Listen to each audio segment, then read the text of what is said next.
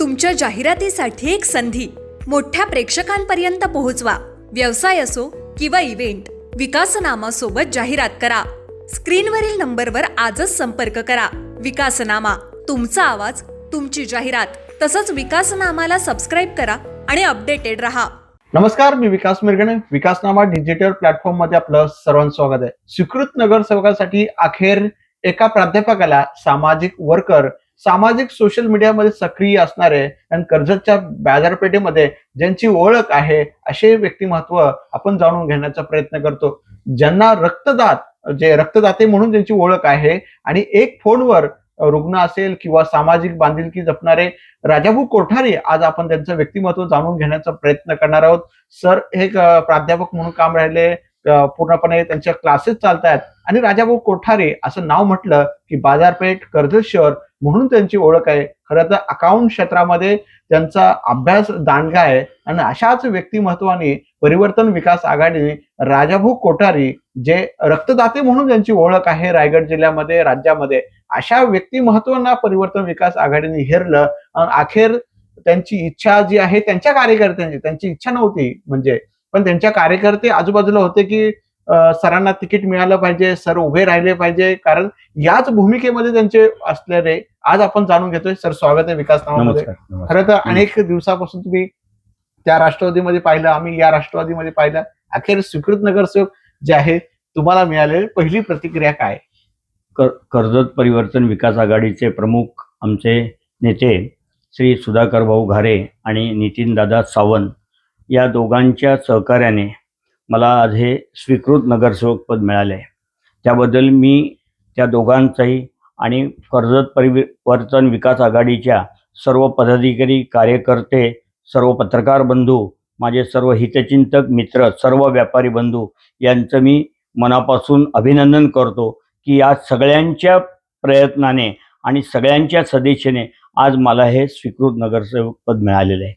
मी गेली 42 वर्ष या शिक्षण क्षेत्रामध्ये काम करतो।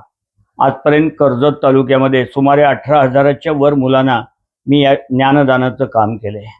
त्या काळामध्ये आमच्या शेतकरीची मुलं मुली परिस्थिती अभावी शिकत नव्हती। पुढे कर्जतला कॉलेज सुरू झालं आणि नंतर मग या सर्व विद्यार्थ्यांना अनेकांना तर मी विनामोबदला शिकवलं, कारण त्यावेळेस परिस्थिती पण नव्हती आणि मी कधीच कोणाकडनं फी मागितली नाही।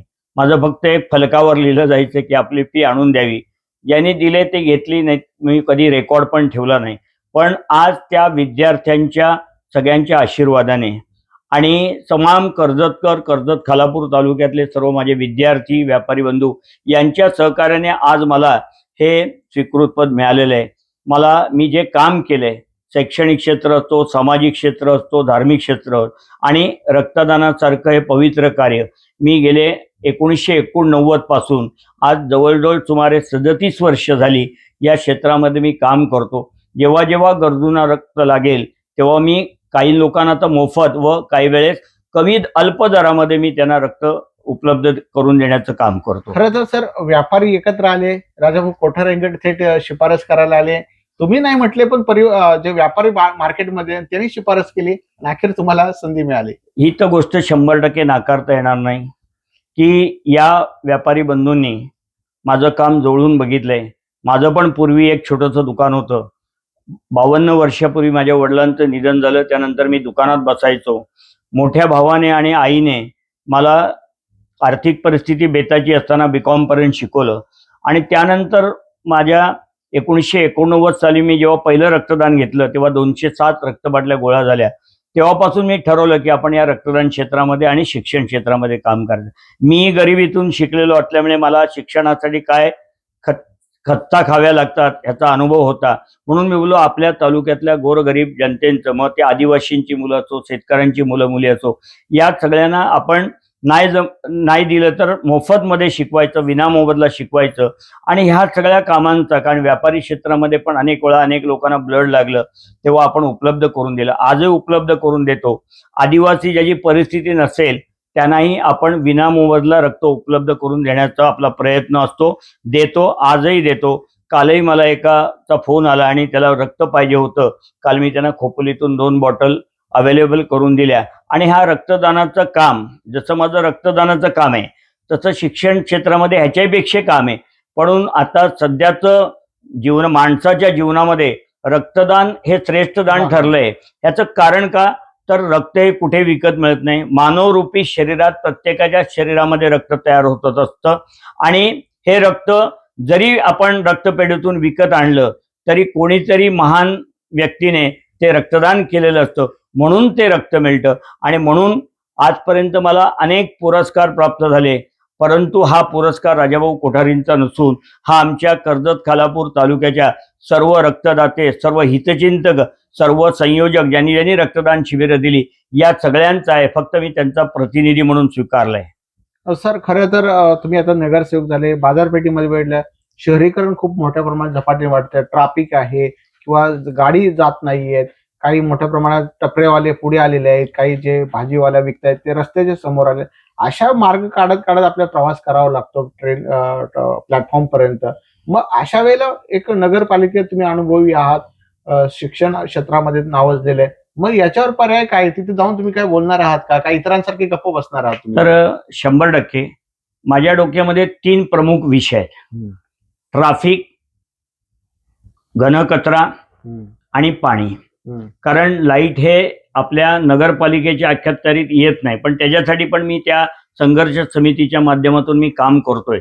परंतु आज ट्रॅफिक एवढं झालेलं आहे आणि त्यामुळे अनेकांना, नोकरदारांना, बाकीच्या लोकांना बाजारपेठेतून दोन्ही प्रवास करताना खूप अडचणी सामोरं जावं लागतं. तर या सगळ्यांना एकत्र करून, मग ते रिक्षावाले असतील, हातगाडीवाले असतील, व्यापारी असतील, जे कोणी असतील, की प्रत्येकाला आपला उदरनिर्वाह करण्याचा गरज असते आणि तो त्यांचा अधिकार आहे. पण त्या सगळ्यांना एकत्र करून आपले विचार मांडून त्यांच्या काय काय समस्या आहेत हे जाणून घेऊन या ट्रॅफिकच्या बद्दल नजीकच्या काळामध्ये माझा 100% त्यावर फोकस असणार आहे. त्याचप्रमाणे पाण्याचा प्रश्न आहे, कमी दाबाने येतो, जास्त दाबाने येतो. आताही काही योजना सुरू झाल्या, त्याचं काम सुरू झालंय, पण त्याच्या मागेही पाठपुरावा करणार आहे. मी कुठलंही पक्षाचं राजकारण न करता, राजकारण विरहित, की माझ्याकडे जो सामाजिक कामाचा वसा आहे, सामाजिक म्हणून, मग तो कुठल्याही पक्षाचा असेल, मी त्याच्याबरोबर चर्चा करून या ट्रॅफिकचा, पाण्याचा प्रश्न आहे आणि महत्वाचा म्हणजे घनकचऱ्याचा प्रश्न आहे. म्हणजे जेव्हा आपल्याकडे कोकरे साहेब होते तेव्हा कर्जतमधली स्वच्छता एवढी उत्तम होती की लोकांना तेव्हा कोकरे साहेब कडक वाटले, परंतु आता कोकरे साहेबांची आपल्याला जाणीव होऊ लागली की नाही, खरोखर. कालच मला ते माथेरानमध्ये एका लग्न समारंभामध्ये भेटले, त्यांच्याशी माझी 10 मिनिटं चर्चा पण झाली की घनकचरा व्यवस्थापन कसं होलं पाहिजे, सुका कचरा, ओला कचरा करून दिले. पण या सर्व कामामध्ये सर्व नागरिकांचं पण सहकार्य असणं गरजेचं आहे. कारण जसं नाण्याला 2 बाजू आहेत, तसं प्रशासन, काम करणारा नगरसेवक, नगराध्यक्ष असो किंवा अधिकारी असो, पण त्याच्यासमोर जी जनता मायबाप असते, दोघांचेही संगनमताने जर चांगले निर्णय झाले तर या कर्जत तालुक्याचा निश्चित कायापालट होईल. कारण आता कर्जत ही 4थी मुंबई जवळजवळ झाल्यातच जमा आहे. रेल्वेचं नजदीक काम चालू आहे. आणि दुसरं माझं एक प्राधान्य आहे की पुण्याहून काही गाड्या सुटतात, बाहेरून गाड्या येतात, त्या कर्जतला थांबत नाही आणि ते पुढे सगळ्या लोकांना कल्याणला जावं लागतं. यासाठी आपण मंत्री महोदयांना, तटकरे साहेबांना, सगळ्यांना, व्यापाऱ्यांच्या वतीने, बाकीच्या लोकांच्या वतीने निवेदन दिलेलं आहे. परंतु ते काम सेंट्रल गव्हर्नमेंटचं असल्यामुळे त्याचाही पाठपुरावा करून की आमचा जो नोकरदार वर्ग, व्यापारी वर्ग, सगळी जी माणसं पुण्याला प्रवास करतात, येताना त्यांचे खूप हाल होतात आणि अशांसाठी हा थांबा पूर्वी होता, पण कोरोना काळाच्या बंद झाला. तो पुन्हा थांबा सुरू व्हावा यासाठी नजीकच्या काळामध्ये शक्यता ती थांबाची होण्याची शक्यता, यासाठी आपण सगळे मिळून, मग त्यात आमचे पत्रकार असतील, सर्व नागरिक असतील, सर्व पक्षाचे लोक असतील, आणि आपण सगळ्यांनी त्याचा पाठपुरावा निश्चित करूया. मूळ मुद्दा असा की बाजारपेठेमध्ये पाण्याचा प्रश्न आहे.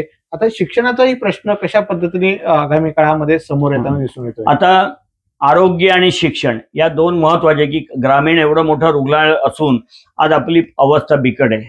आमच्या खेड्यातनं येणारा आदिवासी शेतकरी, गोरगरीब, मध्यमवर्गीय यांना रात्री अपरात्रीच्या वेळेस डॉक्टरांच्या आरोग्यिक सुविधा मिळण्यासाठी खूप अडचण जात असते. ज्यांना शक्य आहे तो प्रायव्हेटमध्ये जातो, पण बाकीच्या लोकांना त्याची सुविधा मिळण्यासाठी खूप प्रयत्न करणं गरजेचं आहे. म्हणजे याच्यासाठी सर्व पक्षाच्या प्रमुख नेत्यांनी एकत्र येऊन आपण हा आरोग्य विषय आणि शैक्षणिक विषय म्हणजे काय एक उत्तम दर्जाची शाळा असणं गरजेचं आहे. अभिनव ज्ञान मंदिर गेले 80-85 वर्ष काम करते, पण आज तुम्हाला बाहेर गेल्यानंतर जगामध्ये जर टिकायचं असेल तर तुम्हाला उत्तम दर्जाचं उत्तम पद्धतीचं हे शिक्षण असणं गरजेचं आहे. आणि त्याच्यासाठी नवीन संस्था, आता मी नजीकच्या काळामध्येच माझं पुण्याच्या काही डॉक्टरांशी बोलणं झालेलं आहे. एक जागा सुद्धा आम्ही या लाखरणला बघितली, ती सगळी बिल्डिंग उभी राहिलेली आहे आणि ते डॉक्टर पुढच्या आठवड्यामध्ये या ठिकाणी येणार आहे. आणि एक सुसज्ज, आणि पहिली गोष्ट म्हणजे काय की जो मध्यमवर्गीय आहे, जो गरीब आहे, त्यांना चॅरिटी कशी देता येईल ह्याचाही त्याच्यामध्ये प्रामुख्याने विचार करणं. डॉक्टर पंकज कुलकर्णी म्हणून आहेत, गायनोक आहेत, त्यांची पुण्यामध्ये स्वतःचं हॉस्पिटल आहे शिवाजीनगरला, त्यांचं टेस्ट ट्यूब बेबी सेंटर आहे, मूळ कर्जतचेच आहेत. परंतु त्यांनी ही जागा बघितली आणि त्यांनी सांगितलं मी सगळे डॉक्टर आणील, आपण गरिबांना एकदम चीपमध्ये, ज्यांना शक्य नाही त्यांना मोफतमध्ये सुद्धा आपण चांगले उपचार, की ज्याला बाहेर जावं लागणार नाही, असा प्रयत्न गेले 2 वर्ष चालू आहे. तुम्ही सोडवण्याचा हो, 100% करणार. सर, करपट्टी आहे खूप मोठ्या प्रमाणात शास्तीकरावर, या संदर्भामध्ये काय उपाययोजनाची अपेक्षा आहे? आता बघा, सरकारने डिक्लेअर केलं की शास्ती 50% माफी, कोर्ट कचऱ्या चालू आहेत. तर आता त्याच्यासाठी काय माहितीये का, हा निर्णय काय नगरपालिका स्वतःच्या स्तरावर करू शकत नाही. राज्य स्तरावरती जाऊन मुख्यमंत्री त्या डिपार्टमेंटच्या लोकांना सगळ्यांना जाऊन बरोबर घेऊन जाऊन की ही शास्ती कर, लोकांना टॅक्स कसा परवडेल, बरोबर आहे का नाही, या दृष्टिकोनातून सुद्धा आपला प्रयत्न राहणार आहे. सर, तुम्हाला संधी मिळाली, काय वाटतं, कसं वाटतं आता? म्हणजे परिवारामध्ये किंवा नाही, माझ्या परिवारामध्ये, माझ्या सर्व गुजराती बांधवांमध्ये, म्हणजे गुजरात पासून संबंध ऑल इंडिया लेवलला आमचा समाज थोडा लिमिटेड आहे. म्हणजे आम्ही ज्या कम्युनिटीचे आहोत ते, आणि त्या सगळ्यांचे फोन, व्हॉट्सअप, कॉल या सगळ्या माध्यमातून त्यांना एवढा आनंद झाला आहे की आज पहिल्यांदाच आपल्या या कर्जत नगर परिषदेमध्ये गुजराती समाजाचा पहिला प्रतिनिधित्व मिळतं. आणि हे प्रतिनिधित्व सुधाभाऊ घारे आणि नितीन दादा सावंतनी दिल्यामुळे खूप मला भरून आलंय. कारण खरोखर मी ही अपेक्षा पण ठेवली नव्हती की आपण या पदावर जाऊ. कारण मी 32 वर्षापूर्वी पहिली नगरपालिका निवडणूक लढलो, काही मताने माझा पराजय झाला. समोर माझा मित्रच होता, दुःख वाटलं नाही, आणि तेव्हा मी ठरवलं की आपण राजकारणात काम करायचं पण उभं राहायचं नाही. पण हा योग म्हणतात ना, तो आज सुधाभाऊ घारे आणि नितीन दादा सावंत पायी आलेला आहे आणि त्यांचे सर्व सहकाऱ्यांच्या पायी आलेला आहे. आमचा मधुभाऊंचा पण खूप आग्रह होता की राजाभाऊ सारखाच माणूस झाला पाहिजे, आणि आज तो क्षण माझ्याकडे 12 तारखेला आल्यानंतर मला खरोखर एक वेगळा आनंद झाला की माझे एवढं सामाजिक काम आहे, तर हे सामाजिक करण्याचं आणखी दुसरं साधन हे मला आज मिळालेलं आहे. ओळख तुमची नगरसेवक नाही, रक्तदाते म्हणून ओळख होती, आता नगरसेवक म्हणून तुमची ओळख होणार आहे? नाही, रक्तदाते म्हणून तर आपली ओळख कायम राहणार आहे, पण आता नगरसेवक म्हणून पण ओळख निर्माण होईल. पण जो काही आपल्याला कालावधी मिळेल, वर्षाचा 6 वर्ष, जो काही आपण कधी डिमांड नाही, पण त्याच्या काळामध्ये चांगलं काम, ठसा उमटवण्याचं काम 100% करणार ते योग्य करणार. कारण मी तुम्हाला काय सांगितलं की माझ्या क्लासमधनं सुद्धा तुम्ही कुठल्याही खेडेगावात, कुठल्याही गावात जाऊन कोठारी सर विचारू शकता की सर कधी पैशासाठी सरांनी काम केलं का नाही. माझ्या नंतरचे अनेक क्लासेस वाले आले, खूप मोठे झाले, पण मला याच्यात आत्मीय समाधान आहे की मी जे काम करतो हे मी समाजासाठी करतो. माझा त्याच्यात कुठल्याही स्वार्थाने मला 2 पैसे मिळतात, शेवटी उदरनिर्वाहासाठी लागतच असतं. परंतु या सगळ्यांच्या पुण्यावर, आणि मेन म्हणजे आमचे जेवण मचे मित्र आहेत, यांचं खूप आग्रह, आता काही व्यापाऱ्यांची पण आहे, पण कसं नावं घेणं आपल्याला इथे योग्य वाटत नाही, पण जयवंतराव माझ्या मागे पाठीसारखे उभे राहिले. त्यांनी म्हणलं नाही राजाभाऊ, आपल्याला घ्यायचंच कुठल्याही परिस्थितीत, आणि हा दिल्याबद्दल मला मनस्वी आनंद आहे. माझ्या समाजाच्या वतीने सुद्धा मी सुधाभाऊ घारे आणि नितीन दादाचं या ठिकाणी ऋण व्यक्त करतो. सर, तुम्हाला खूप खूप शुभेच्छा, पुन्हा एकदा भेटूया. धन्यवाद. ते राजाभाऊ कोठारी सरांनी सांगितलं, व्यक्तिमत्व, नवीन आपल्या कर्जत नगरपालिकेत जे प्रश्न आहेत ते सोडवण्याचा प्रयत्न करू, आणि शेवटी रक्तदाता म्हणून मी राहणार आहे, परंतु कर्जतकरांच्या जे समस्या आहेत त्या मी सोडवण्याचा प्रामाणिक प्रयत्न करेल, आणि ठसाई सुद्धा उमटवण्याचा माझा प्रयत्न असेल. खूप खूप शुभेच्छा, आभार सुद्धा. धन्यवाद. तुमच्या जाहिरातीसाठी एक संधी मोठ्या प्रेक्षकांपर्यंत पोहोचवा. व्यवसाय असो किंवा इव्हेंट, विकासनामासोबत जाहिरात करा. स्क्रीनवरील नंबरवर आजच संपर्क करा. विकासनामा, तुमचा आवाज, तुमची जाहिरात. तसंच विकासनामाला सबस्क्राईब करा आणि अपडेटेड रहा.